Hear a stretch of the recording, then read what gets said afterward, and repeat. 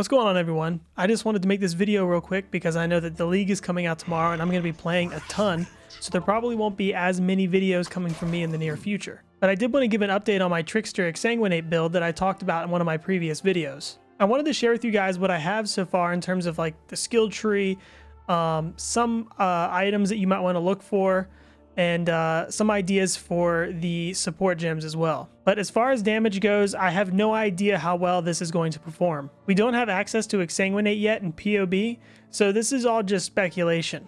But regardless, this is what I'm starting with this league. So for the early game setup, I'm grabbing acrobatics and phase acrobatics here, because I think that'll help a lot in terms of tankiness until you can actually transition into using a low life build. I'm also grabbing block nodes up here, and I travel over here for glancing blows and more block nodes. So with the current setup, I have a 56% chance to block, 15% chance to block spell damage, and I have 50% chance to dodge and 44% chance to spell dodge. Initially, I was traveling over here to grab these skill duration nodes. I just don't know if they're worth the investment quite yet. I am investing in some skill duration here, and you pick some up here as well and on your ascendancy too. And here's my tree with a possible end game setup. I spec'd out of acrobatics and phase acrobatics and picked up more block on the tree. So now I'm sitting at max block chance and 46% chance to block spells. And you could actually increase your chance to block spell damage once you go low life if you're lucky enough to craft spell block, more spell block chance on low life with a delirium essence. But that might be kind of difficult to do because you're going to be using a shaper shield with recovering life and energy shield on block, hopefully. So getting all those mods together might be impossible, but it's still nice to dream. I've also messed around with a tree where I have some cluster jewels over here on this side. I'm not entirely sure if it's better to have this setup or if you're better off with the setup that I was previously showing you. So for this tree in particular, when I was adding the cluster jewels, I also wanted to play around with some of my other node placements up here on the top of the tree.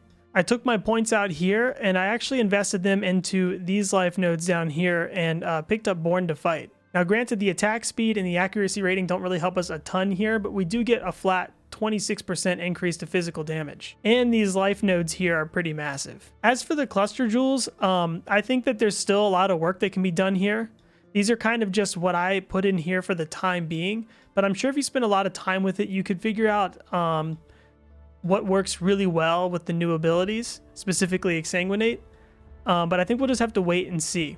Now, as for your ascendancy, you're going to grab Patient Reaper, Prolonged Pain, Ghost Dance, and Escape Artist. As far as which nodes to grab first, I'm pretty sure I'm just going to grab Prolonged Pain and then work down the tree for Escape Artist. Now, as far as items go for this build, there are no particular uniques that I have really messed around with outside of the replica Soul Tether, which is, a pipe dream really, and the Cold Iron Point dagger. So what you'll more than likely be doing is just going for a Glorious Vanity and getting Corrupted Soul that way. All the items that I have on this character currently are just very, very basic items. I do have a notes section here talking about the amulets, gloves, chest, rings, belt, weapon, shield, and helmet mods that you might want to keep an eye out for. And I also have a couple anoint possibilities up here at the top. But since I can't actually plug this skill into the tree, I didn't want to make any assumptions as to what modifiers would be the best for this build. I just know that in my case, I want to scale the damage over time, so that's what I'm trying to grab as much of where I can find it.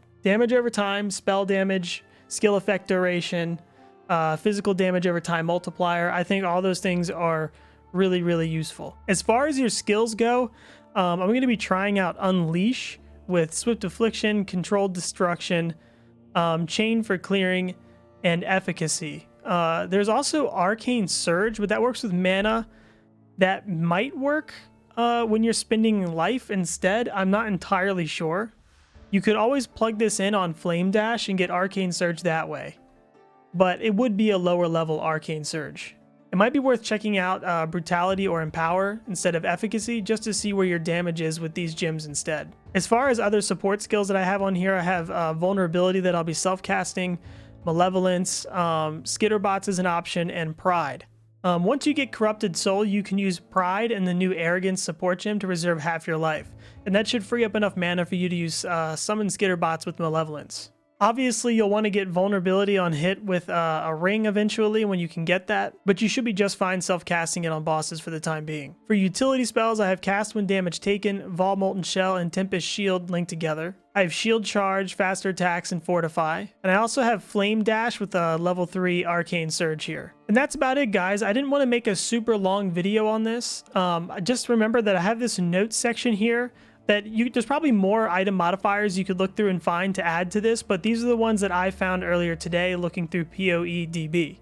I'll try to make more update videos for this build as the league goes on, as long as the character doesn't die, and let you guys know how well it's doing. If you're interested in checking this build out, I'll put the POB link in the description below. But thanks for watching, guys. If you go with this build or you're using a similar setup, let me know how it works out for you. If you like this video or found it helpful, make sure to let me know by giving it a thumbs up. And be sure to subscribe for more gaming related content.